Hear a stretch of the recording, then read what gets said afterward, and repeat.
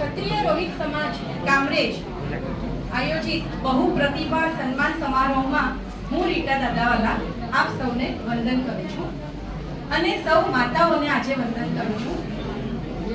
મારો આજનો વિષય છે, અનિલભાઈ જોડે વાત થઈ અને એમણે કહ્યું કે મહિલા સંગઠન પહેલીવાર રચાવા જઈ રહ્યું છે સમાજમાં, તો એને મજબૂત કેવી રીતે કરી શકાય. તો પ્રસ્તાવનામાં પડતી નથી, પણ કેટલાક જે મુદ્દાઓ છે એને રજૂ કરી અને હું મારી વાત વિરમીશ. થોડીક શક્યતાઓ ખોલીને જોઈએ મિત્રો, થોડીક શક્યતાઓ ખોલીને જોઈએ, નભની પેલે પાર ઉડીને જોઈએ. એક વખત ઉડવાનું છે, પછી તો હવા અને બધું મળતું જ રહેશે. તો આજે સૌપ્રથમ આપણા મુક્તિદાતા એવા શ્રી ભીમરાવ આંબેડકરજીને નમન કરીને હું એટલા માટે શરૂઆત કરીશ કે સ્ત્રી શિક્ષણનો કાયદો એમણે ફરજિયાત બનાવ્યો ને, ત્યારે આજે અમે અહીં ઉભા છીએ. અને બીજા વંદન શ્રી જ્યોતિરાવ ફૂલે અને સાવિત્રીબાઈ ફૂલે, એમને તો કેવી રીતે ભૂલી શકાય, કારણ કે શિક્ષણ માટે, સ્ત્રી શિક્ષણ માટે સમાજનો પ્રતિકાર કરીને એવો આગળ અમને લાવવા માટે એમણે શરૂઆત કરી. એમણે ખૂબ કષ્ટ વેઠ્યા, પણ આજે અમે એમનાથી સુખી છીએ. મિત્રો, કશુંક નવું કરવું હોય ને ત્યારે તેની શરૂઆત કરનારને ઘણી તકલીફ પડે, પણ ખૂબ જ સરસ રીતે અનિલભાઈ, ખૂબ સરસ રીતે આપનો કાર્યક્રમ જઈ રહ્યો છે. આપને ખૂબ અભિનંદન. હવે પછીની પેઢી માટે આ રસ્તો સરળ થઈ જવાનો છે. હવે મહિલા સંગઠન મજબૂત કરવા માટે કેટલાક મુદ્દાઓ. સૌપ્રથમ તો મહિલા સંગઠન હોય ને એટલે કે વૈચારિક મતભેદો તો હોવાના જ, પણ એ મતભેદોની સાથે પણ આપણું લક્ષ્ય કયું છે એ લક્ષ્યને યાદ રાખીને એના મૂલ્યોને સાચવીને આપણે આગળ વધવાનું છે. બીજું, સંગઠનમાં જોડાયા બાદ સક્રિયતા રાખવી પડશે. ફક્ત એક દિવસ સેમિનારમાં આવીને બેસી ગયા તેથી સંગઠન મજબૂત નથી થવાનું. સક્રિયતા રાખવી પડશે, તમારા વિચારોને રજૂ કરવા પડશે, સાચી ખોટી વાતોને સાંભળવી પડશે અને ત્યારબાદ સમાજ માટે જે સારું અને સાચું હોય એ રીતે નિર્ણય લઈને આગળ વધવું પડશે. ત્યારબાદ યોગ્ય નેતૃત્વ. આપણે ઘણી વખત આર્થિક મોભો, વ્યાવસાયિક મોભો જોઈને નેતૃત્વ સોંપી દઈએ છીએ, પણ નેતાગીરી એ જન્મજાત હોય છે. એ કંઈક શીખવાડવાની વસ્તુ નથી. શીખીને આપણે એમાં વધુ પારંગત બની શકીએ છીએ. એટલે નેતૃત્વ ખરેખર એવી યોગ્ય વ્યક્તિના હાથમાં આપજો કે આપણી આ સંગઠન અને આપણું કાર્ય ખૂબ જ આગળ વધે. ત્યારબાદ સંગઠનના સભ્યો વચ્ચે નિયમિત વિચારોનું આદાન પ્રદાન થવું જોઈએ.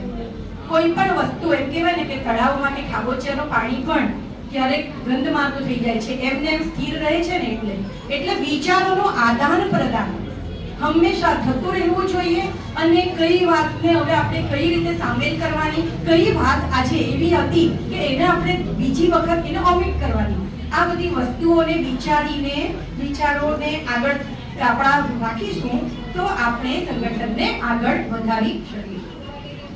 ત્યારબાદ દરેક સભ્યોમાં અલગ અલગ કૌશલ્યો હોય છે. આજે જ કહ્યું કે આપણા જે સમાજના ભાઈ કે જે રસોઈયા માટે ને રસોઈ માટે આવ્યા છે, બરાબર, તો એમના એ કૌશલ્યને આપણે આજે કેટલી સરસ રીતે અહીં રજૂ કર્યું. તેને દરેક વ્યક્તિનો અલગ અલગ કૌશલ્ય હોય છે. કે હું તો આજે સુરતમાં 30 વર્ષ પહેલા જ્યારે સમાજનો મેળાવડો થતો ને ત્યારે પણ નાની નાની 10મા અને 12મામાં ભણતી ને પપ્પા લઈ જતા પ્રાર્થના ગાવા માટે, અને આજે 30-35 વર્ષ પછી પણ મને હજી પણ શરમ નથી લાગતી કે મારો સમાજ છે. આચાર્ય તરીકે કામ કર્યું છે કે આજે ગાંધીનગરમાં બેસીને કામ કરતી છું, પણ આ મારો સમાજ છે. મને કોઈ સંકોચ નથી, કોઈ શરમ નથી. અને એટલે કૌશલ્યોને ઓળખીને એ રીતે જો કામ સોંપીશું ને તો એ કામ ખૂબ જ સરસ અને વ્યવસ્થિત થશે. અને અંતમાં કોઈ પણ સંગઠનનું કાર્ય કરીએ ને, આજે આ કાર્યક્રમ કર્યો ને તો રાત્રે પાર્ટી કરજો, કારણ કે ઉજવણી કરવી ખૂબ જરૂરી છે. આજનો જે જમાનો છે ને એમાં ઉજવણી કરીએ ને એટલે કોઈની કદર કરીએ. એ ઉજવણીમાં આપણે એકબીજાને કહીએ કે વાહ ભાઈ, હા તે બહુ સરસ કામ કર્યું, ઓ ફોટોગ્રાફર ભાઈ તમે બહુ સરસ કામ કર્યું, કે ભા અનિલભાઈ તમે બહુ સરસ કામ કર્યું, અરે પેલા ભાઈ બહુ સરસ રીતે બેગ અને આપતા હતા હા બધું. એટલે આ રીતે આપણે એકબીજાને કદર કરીએ, પ્રોત્સાહિત કરીએ તો પણ આપણું સંગઠન મજબૂત બનશે. અને ત્યારબાદ અંતમાં આ બધી મહિલાઓ આજે સંગઠિત થવા જઈ રહી છે. મારી તો જે પણ કામ હશે ને અનિલભાઈ કહેશે એટલે હું તો હાજર રહીશ, પણ સ્ત્રી હોય ને એ ઘણા બધા મોરચે લડી રહી હોય છે. એમને ઘર સાચવવાનું હોય છે, બાળકો સાચવવાના હોય છે, સગા વહાલા, અને હવે કાર્યક્ષેત્ર પણ, કે કાર્યમાં આપણા જે જગ્યાએ નોકરી કરીએ છીએ ને ત્યાંય કામ આજે એટલું હેક્ટિક થઈ ગયું છે, તો એ કાર્યક્ષેત્ર સાચવવાનું છે. અને સાથે એક નવું ઉમેરાયું છે, ખબર, સોશિયલ મીડિયા. એટલે એના પર પણ એક્ટિવ રહેવાનું હોય છે. તો આ બધાની વચ્ચે કહેવાય છે ને કે મારો એક પાઠ છે અંગ્રેજીમાં કે the mother has 6 pairs of hands and 3 pairs of eyes. એટલે કે 3 આંખો એની અલગ જગ્યાએ હોય છે અને 6 જોડી હાથ, 12 હેન્ડ્સ જેટલું કામ કરી શકે છે. એક અડધો કિલો કોબીમાંથી આખા કુટુંબને જમાડી શકે છે, આયોજન કરી શકે છે. એક સ્ત્રીના હાથમાં જ્યારે આયોજન આવે ને તો એટલું સરસ રીતે જેમ એ ઘરને કુટુંબને સાચવે છે ને એ રીતે પ્રેમથી, લાગણીથી એ પોતાના કાર્યને કરશે. અને તેથી જ આજે મને ખૂબ આનંદ થાય છે. આપણે કેટલા બધાને આજે જોઈ રહ્યા છે, સુનિતા વિલિયમ્સ હોય, સુધા મૂર્તિ હોય, નીતા અંબાણી હોય, કે પછી અત્યારે જ હાલમાં 2 દિવસ પર જાણીતી થયેલી આપણી 2 લેડી સોફિયા કુરેશી અને વ્યોમિકા સિંહ. કયા ક્ષેત્રમાં સ્ત્રીઓ નથી? દરેક ક્ષેત્રમાં સ્ત્રીઓ આજે પોતાનું કાર્ય કરી રહી છે. Because we are equal, not male or not female, કોઈ અપ એન્ડ ડાઉન નથી, વી આર ઇક્વલ. અને તે આપણે ઇક્વાલિટી જ્યારે આપણે સાચવીશું, જાળવીશું, ત્યારે આપણે મહિલા સંગઠનને મજબૂત કરી શકીશું. એક નાનકડું પરિવર્તન મોટી સફળતા તરફ આપણને લઈ જાય છે.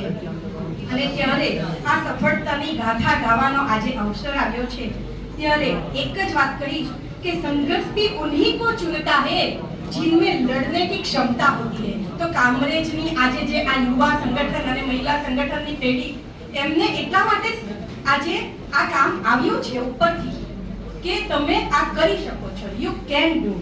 અને આ ક્ષમતાને સાર્થક કરી બતાવીએ.